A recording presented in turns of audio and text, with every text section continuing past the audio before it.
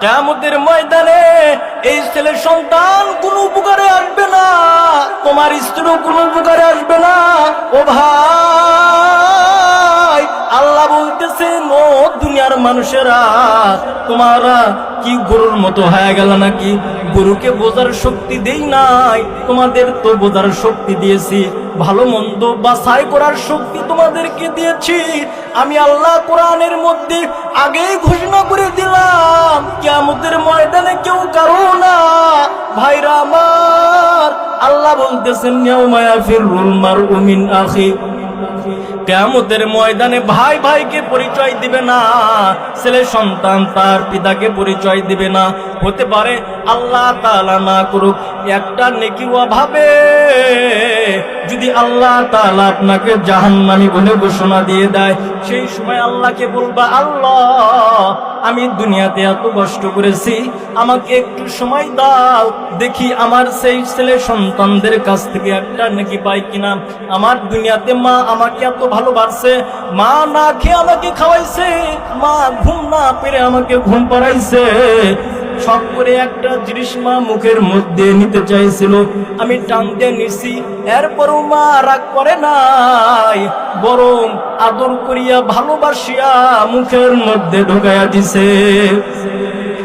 ও মালিক, একটু সময় দাও, দেখি আমি মা বাবার কাছে যাই, আমার ছেলে সন্তানদের কাছে যাই, দেখি আমার ছেলে সন্তান, আমার স্ত্রী, এরা দেখি আমাকে একটা নেকি দেয় কিনা। আল্লাহ বলবেন, যাও যাও যাও, তোমাকে সময় দেওয়া হলো। ওই সন্তান মার কাছে আসবে, বাবার কাছে আসবে, তারাও নেকি দিবে না। স্ত্রীর কাছে গিয়ে বলবে, ও আমার স্ত্রী, তোমাকে খুশি রাখার জন্য আমি নামাজ ছেড়ে দিয়েছি, তোমাকে খুশি রাখার জন্য আমি ঘুষ গ্রহণ করেছি, তোমাকে খুশি রাখার জন্য আমি রাসূলের সুন্নত মোতাবেক চলি নাই, মুখে দাড়ি রাখি নাই। আজকে তোমার সেই স্বামী, আমি না খেয়ে, আমি ভালো পোশাক না কিনে তোমাকে কিনে দিয়েছি, আমি একটা ভালো জুতা কিনি নাই, তোমাকে ভালো জুতা কিনে দিয়েছি, আমি ভালো জামা কাপড় কিনি নাই, তোমাকে ভালো স্বর্ণ গহনা এবং শাড়ি কিনে দিয়েছি, তোমার মন রক্ষা করার জন্য, তোমাকে খুশি রাখার জন্য।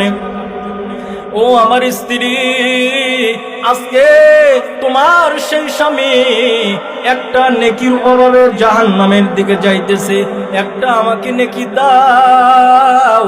ওই সময় স্ত্রী বলবেন, আমার থেকে দূরে চলে যাও, দুনিয়াতে আমার কোনো বিবাহ হয়েছিল না, আপনাকে চিনবে ঠিক, কিন্তু এরপর পরিচয় দিবে না। কি জন্য পরিচয় দিবে না? আপনাকে একটা নেকি দেওয়া লাগবে, এই ভয়ে পরিচয় দিবে না।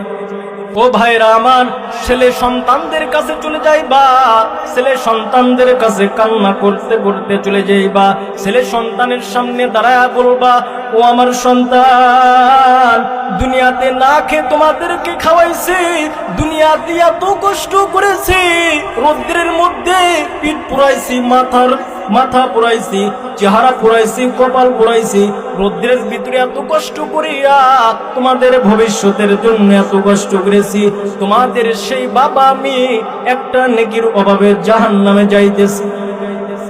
সেই সময় ওই ছেলে সন্তান বলবে, চলে যাও, দুনিয়াতে আমার বাবা ছিল না, আপনাকে চিনবে, এরপরও বলবে, তুমি আমার বাবা না, তুমি আমার কাছ থেকে চলে যাও।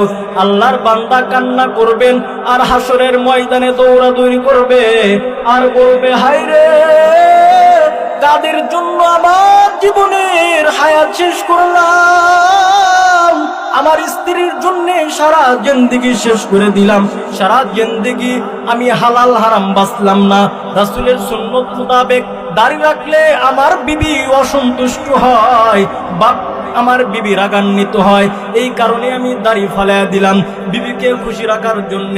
আজকে আমার সেই বিবি আমাকে তো পরিচয় দিচ্ছে না, বরং আমাকে বলতেছে, তুমি আমার স্বামী না। আমি জীবনে কি করলাম? যেই ছেলে সন্তানদের জন্য তামাম জিন্দেগি শেষ করে দিলাম, আমি না খেয়ে ছেলে সন্তানদেরকে খাওয়াইলাম, সেই ছেলে সন্তান আমার কোনো উপকারে আসতেছে না। ওই আল্লাহর বান্দা চিৎকার করবেন আর হাসরের ময়দানের মধ্যে দৌড়াদৌড়ি করবে। আল্লাহ তাআলা ডাক দিয়ে বলবেন, ও নাফরমান, নেকি কি পাইছো? বান্দা বলেন, না মালিক, নেকি পাই নাই, কেউ নেকি দেয় নাই। আল্লাহ বলবেন, তোমার মা বাবা দেয় নাই? বলে না, দেয় নাই। তোমার ছেলে সন্তান দেয় নাই? বলে দেয় নাই। তোমার স্ত্রী? বলে সেও দেয় নাই। আল্লাহ বলবেন, ও নাফরমান, দুনিয়াতে আলেম ওলামা বুঝাইছিল যে এগুলো কিন্তু আপন না, এগুলো কিন্তু দুনিয়া ক্ষণস্থায়ী। দুনিয়া তুমি যতদিন বেঁচে আছো তোমার সাথে থাকবে, যেই সময় মারা যাইবা কবরের ভিতরে তারা কিন্তু যাবে না, তোমাকে একটু উপকারও করতে পারবে না। এগুলো কি আলেম ওলামা বয়ান দিয়ে শোনায় নাই? নাফরমান বলবে, আল্লাহ বয়ান দিয়ে শোনাইছিল, বুঝি নাই। আল্লাহ তাআলা সেই সময় যেগুলো জাহান্নামের ফেরেশতা আছে, ও আমার ভাই দিলের কান দিয়ে শুনিয়েন, আল্লাহ তাআলা বলবেন, খুদুহু ফাগুল্লু সুম্মাল জাহিম সাল্লু। আল্লাহ তাআলা ডাক দিয়ে বলবেন, এ জাহান্নামের দায়িত্বে কারা আছো? এখানে একটা নাফরমান পাওয়া গেছে, এই নাফরমানকে জাহান্নামের মধ্যে নিয়ে যাও, জাহান্নামের ভিতরে তাকে নিক্ষেপ করো। যেই সময় আল্লাহ তাআলা এই অর্ডার দিয়ে দিবেন, সাথে সাথে একদল ফেরেশতা দৌড়ে আসবে, নাফরমানের হাতে পায়ে জাহান্নামের শেকল লাগায়া দিবে, জাহান্নামের আগুনের বেড়ি লাগায়া দিবে। জাহান্নামী ব্যক্তিকে টানতে টানতে জাহান্নামের দিকে নিয়ে যাবে। জাহান্নামী ব্যক্তি আগাইতে চায় না। কি জন্য আগাইতে চায় না? আগুনের গরম শরীরে লাগে, ওদিকে কলিজা শুকায়া যায়। ও মুসলমান, এই শীতের ভিতরে যাদের বাড়িতে গরু ছাগল আছে, তারা যদি গরুকে গোসল দেওয়ানোর জন্য পুকুরে নামাইতে চাও, ওই গরু ছাগল কিন্তু নামতে চায় না। কি জন্য নামতে চায় না? পানি বড় ঠান্ডা, এই জন্য নামতে চায় না। এরপরে কিন্তু গরু ছাগলের মালিক দয়া মায়া করিয়া তাকে কিন্তু বাড়িতে ফিরে নিয়ে যায় না, লাথে আশ্রয় পিটাইয়া পানির মধ্যে নামায়।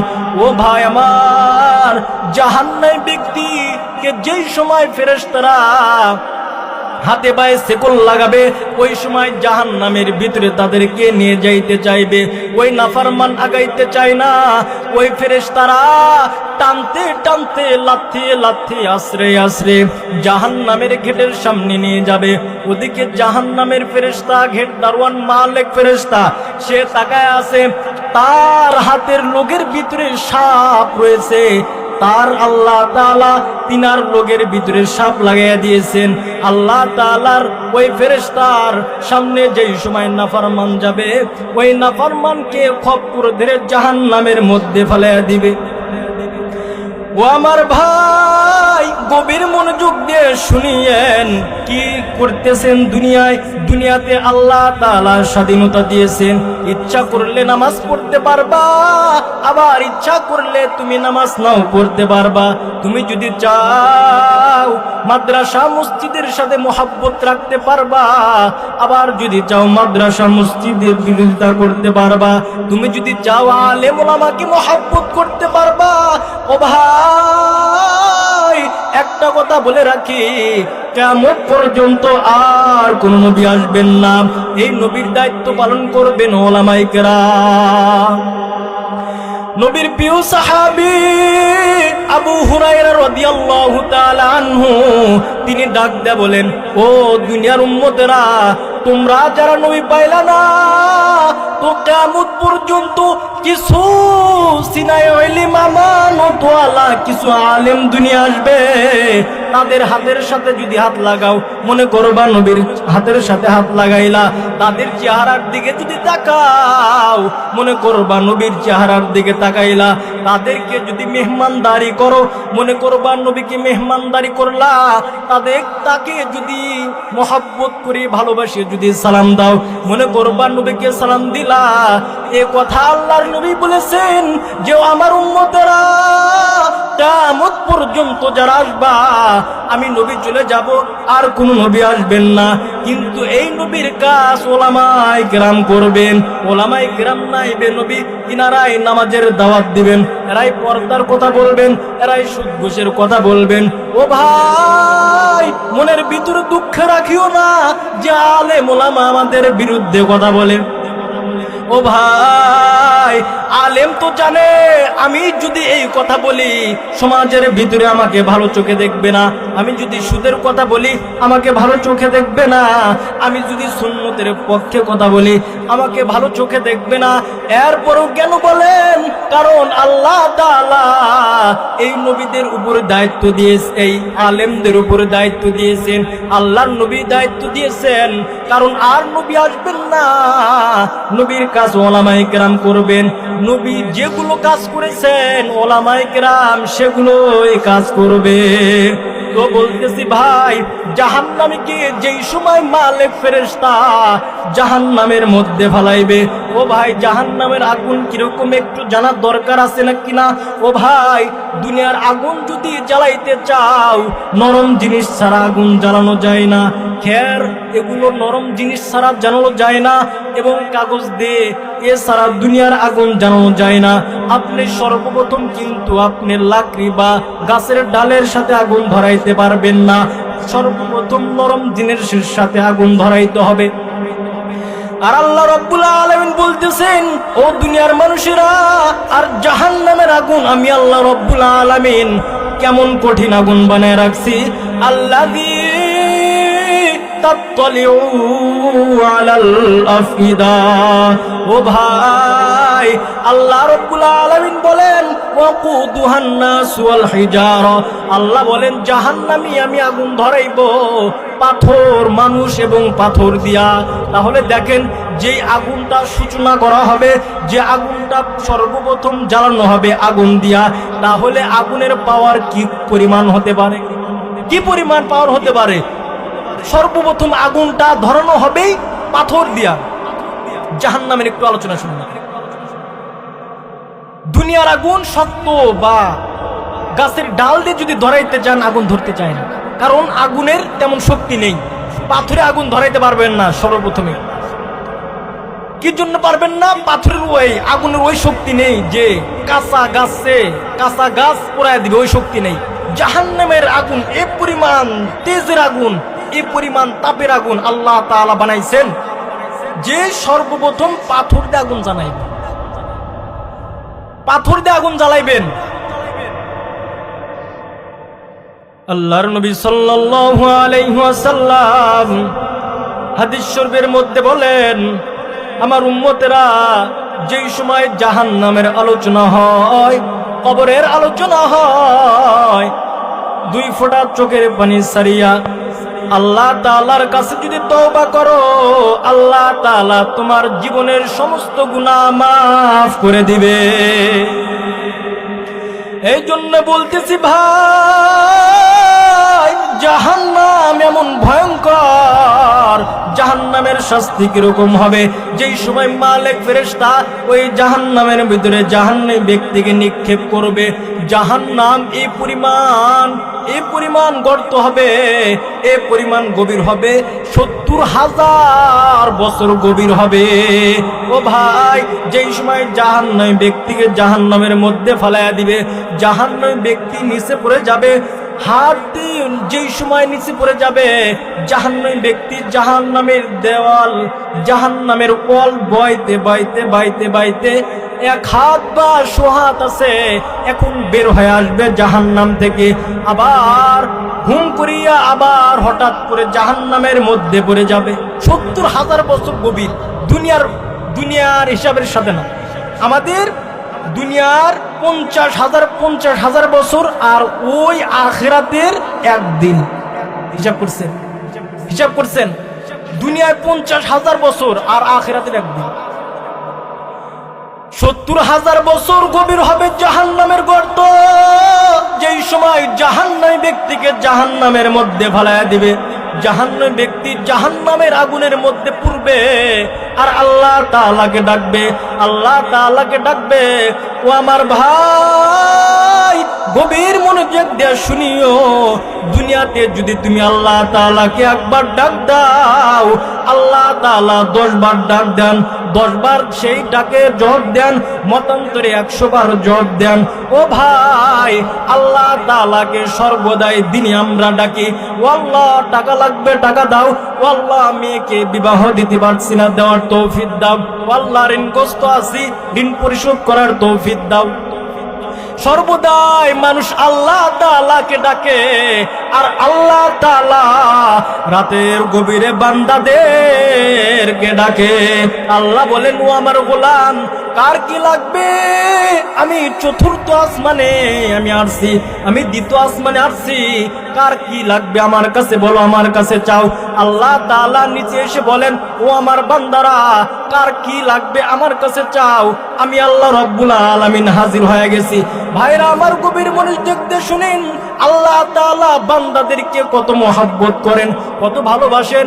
একটা দৃষ্টান্ত দেই। ওই জামানায় একটা ইহুদি ছিল, অনেক বছর আগের কথা।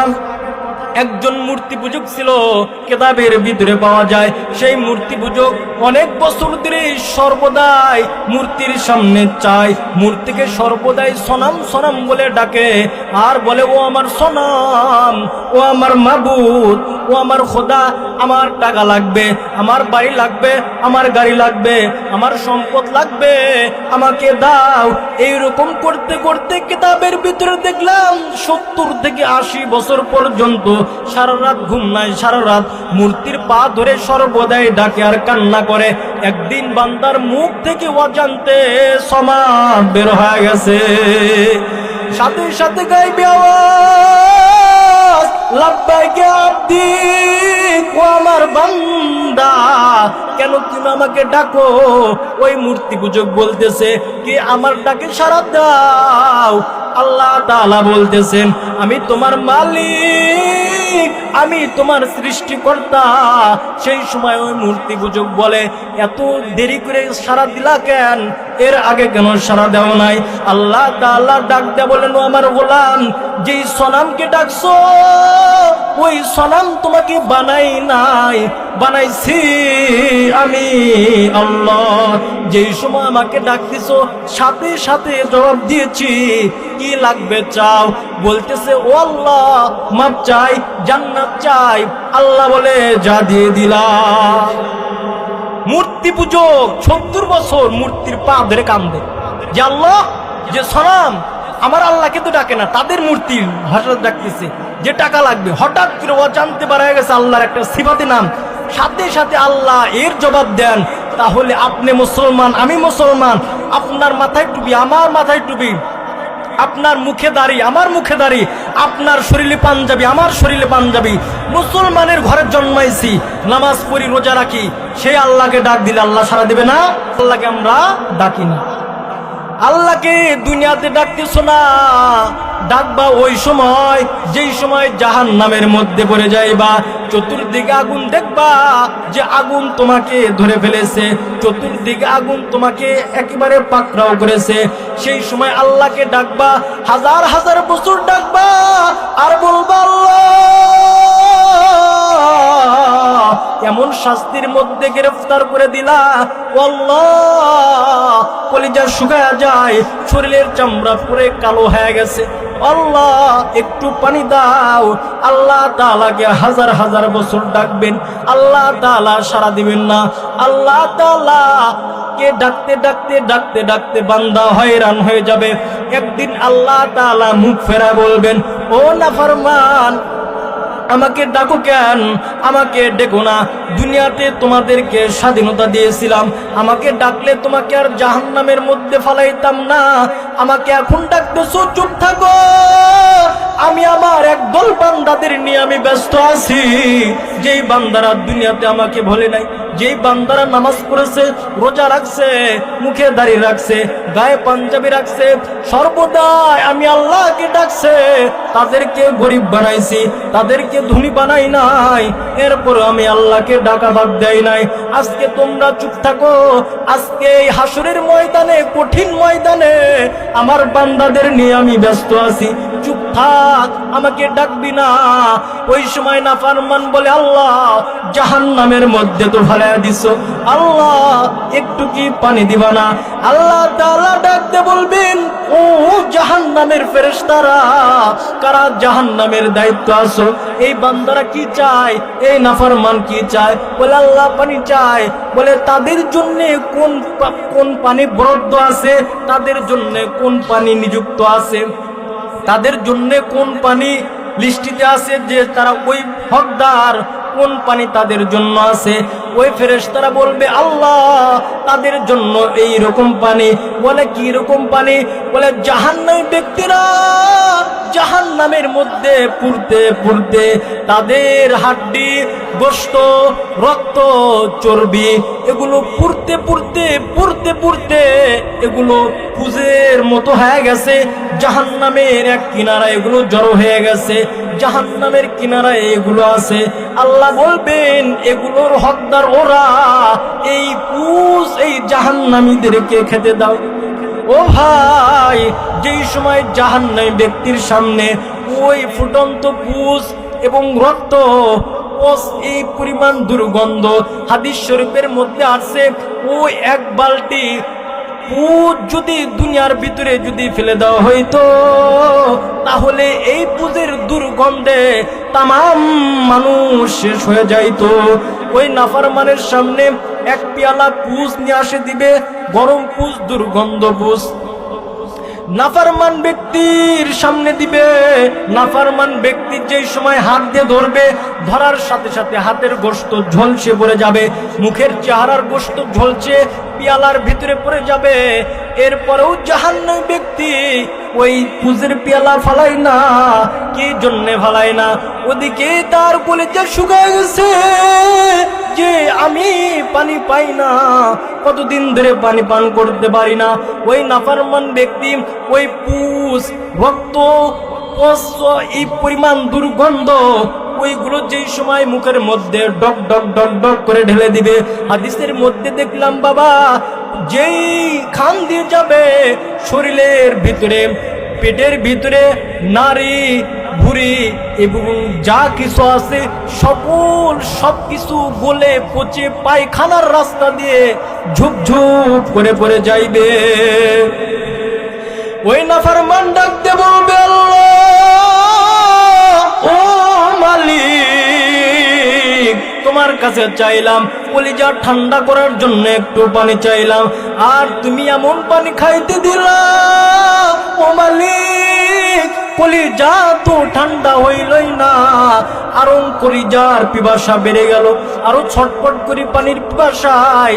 আল্লাহ তাআলা ডাক দেয়া বলবে, নাফরমান, দুনিয়াতে স্বাধীনতা দিয়েছিলাম, নামাজ পড়ো নাই, রোজা রাখো নাই, আমি আল্লাহকে ডাকো নাই, আমি এটাও তোমাদেরকে অফার দিয়েছিলাম, 60 বছর গুনাহ করেছো, 70 বছর গুনাহ করেছো, এরপরেও যদি তওবা করো, আমি আল্লাহ তাআলার কাছে যদি মাফ চাও, আমি আল্লাহ মাফ করে দিব। আলেম ওলামা বয়ান করে শুনাইছে, এগুলো কি তোমাদের কানে গিয়েছিল না? ওই নাফরমান চুপ করে থাকবে। আল্লাহ বলবেন, এখন আর কোনো দয়া হবে না, এখন শুধু আযাব আর আযাব। তো বলতেছি ভাই, যেই দুনিয়ায়, এই দুনিয়া তো চিরদিন না, দুনিয়া আজ আছে কাল নাই, এই দুনিয়া ছেড়ে একদিন না একদিন যাইতেই হবে। আজকে দুনিয়াতে ভালো থাকার জন্যে, ভালো খানার জন্যে, ভালো পোশাকের জন্যে, ভালো গাড়ি বাড়ির জন্যে, ভালো বিয়ে শাদী করার জন্যে আজকে হালাল হারাম বাঁচলা না। ও ভাই, যারা এই রকম করছো, ও ভাই একটা কথা বলে রাখি, দুনিয়াতে খাইলেও মরা লাগবে, না খাইলেও মরা লাগবে। একজন যদি ডাল ভাত সারা জীবন খায়, 60 বছর খায়, এরপরও সেও মরবে। আর একজন যদি গোশত পোলা এগুলো খায়, তারও মরা লাগবে। ভাই আমার, গোশত পোলা খায় কি লাভ যদি হারাম টাকার হয়? ও ভাই, ডাল ভাত খালে কোনো ক্ষতি নাই, কারণ দুনিয়া চিরস্থায়ী নয়, দুনিয়াতে আরসি একদিন যাওয়াই লাগবে। এই জন্য বলতেছি ভাই, আল্লাহ তাআলা যে কয়দিন হায়াত দিছেন, আল্লাহ তাআলার গোলামি করে কবরের দিকে যায়। আল্লাহর নবী সাল্লাল্লাহু আলাইহি ওয়াসাল্লাম বলেন, ও আমার সাহাবীরা, ও আমার উম্মতরা, যারা কিয়ামত পর্যন্ত আসবা, তোমরা একটা কথা শুনিয়া রাখো। দেখো না, কবরে আযাব যে হয়, বর্তমান অনেক মানুষ আছে কবরে আযাব বিশ্বাস করে না। তারা বলে না কবরের কোনো আযাব হবে না, আখিরাত নাই, মিজান নাই, পুলসিরাত নাই। অনেক মানুষ এইরকম বলে। মুসলমানের ঘরে জন্মাইলে কি হবে? এখনো ঈমান মজবুত হয় নাই, এখনো ঈমান মজবুত হয় নাই। মুসলমানের ঘরে জন্মাইছে, মুসলমানের সন্তান, বলে কবরে আযাব নেই, আল্লাহ তাআলা নাই, এগুলো প্রাকৃতিক, এমনি হয়েছে। আবার অনেক জায়গায় শোনা যায়, আবার তোমাদের অনেক বিখ্যাত বড় বড় পণ্ডিতদের কাছ থেকে শোনা যায়, বলে মানুষ হয়েছে বানর থেকে। ও ভাই, মুসলমানের ঘরে জন্মাইলে কি হবে? আসলে আলমারউ মা মান আহাব্বা, রাসূল বলেন যার সাথে মহব্বত রাখবি, তোমার ব্যবহার, তোমার কথা, তোমার বার্তা, তোমার চলাফেরা, তোমার খাওয়া দাওয়া, ঘুম সব তার মতো হয়ে যাবে। আর যে যার সাথে মহব্বত রাখবি, তার সাথে তার কিয়ামত হবে।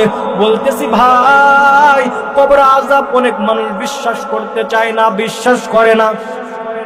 আল্লাহর নবী বলেন, কবরে আযাব যদি দুনিয়ার মানুষ যদি দেখতো, তাহলে স্বামী তার স্ত্রীকে কামাই করে খাওয়াইতো না, তার ছেলে সন্তানদেরকে কামাই করে খাওয়াইতো না, ভাই ভাইয়েরকে কামাই করে খাওয়াইতো না, স্বামী স্ত্রীকে কামাই করে খাওয়াইতো না, আবার পিতা তার সন্তানদেরকে কামাই করে খাওয়াইতো না।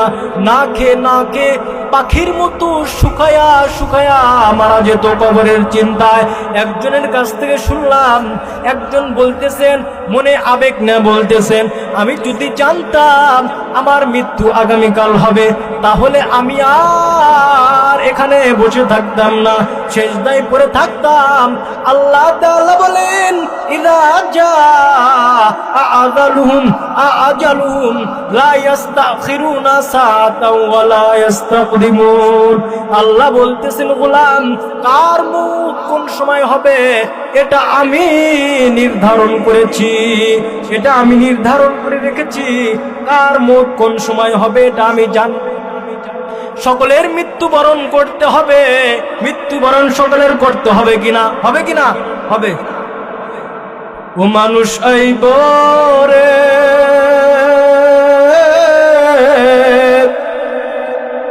এক নজর দেখিতে মানুষ আইব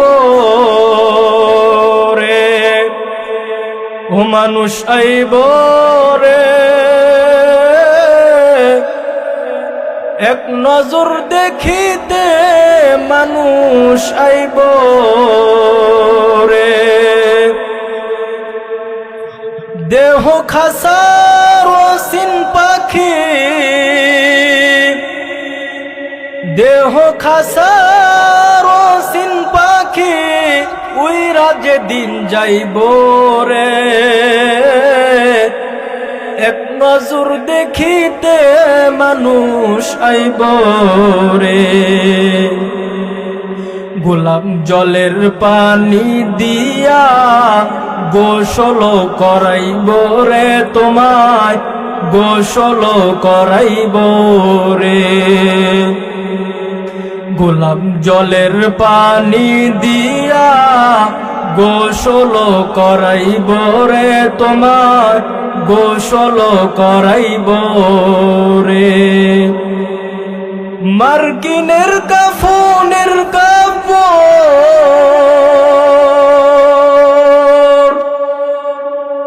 মার্কিনের কাফনের কাপড় অঙ্গতে পরাইব রে,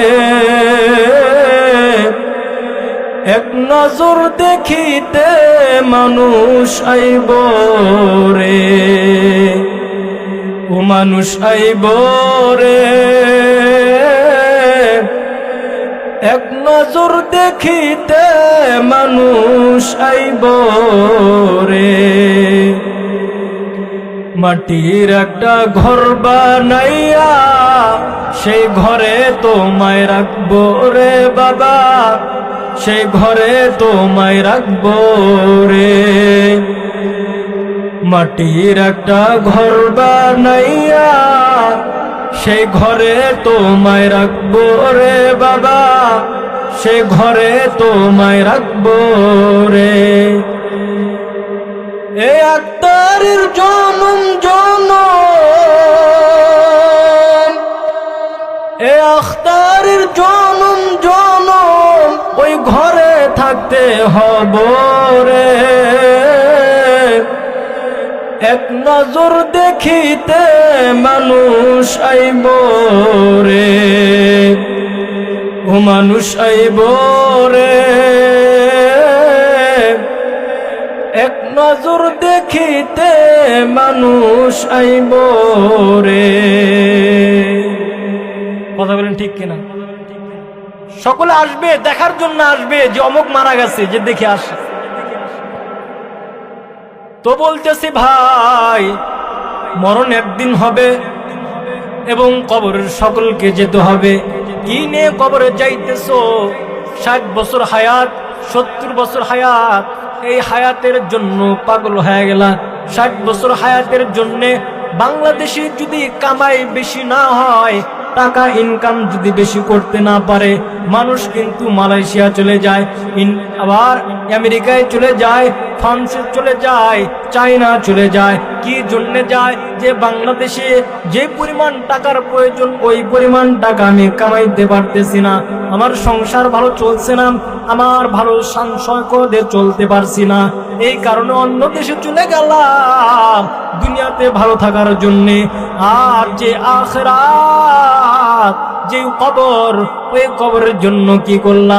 5 ওয়াক্ত নামাজও পড়তে পারলা না, রোজাও রাখতে পারলা না, মুখে দাড়িও রাখতে পারলা না, গায়ে পাঞ্জাবিও রাখতে পারলা না, মাদ্রাসা মসজিদ মহব্বত করতে পারলা না, ওলামায়ে উম্মত মহব্বত করতে পারলা না, দ্বীনের মহব্বত করতে পারলা না, শুধু বিরোধিতা করে গেলা। ও ভাই, আল্লাহ তাআলা বলেন ইন্নাল আবরার লাফি নাঈম। তো বলতেছি ভাই, কি নিয়ে কবরে যাব?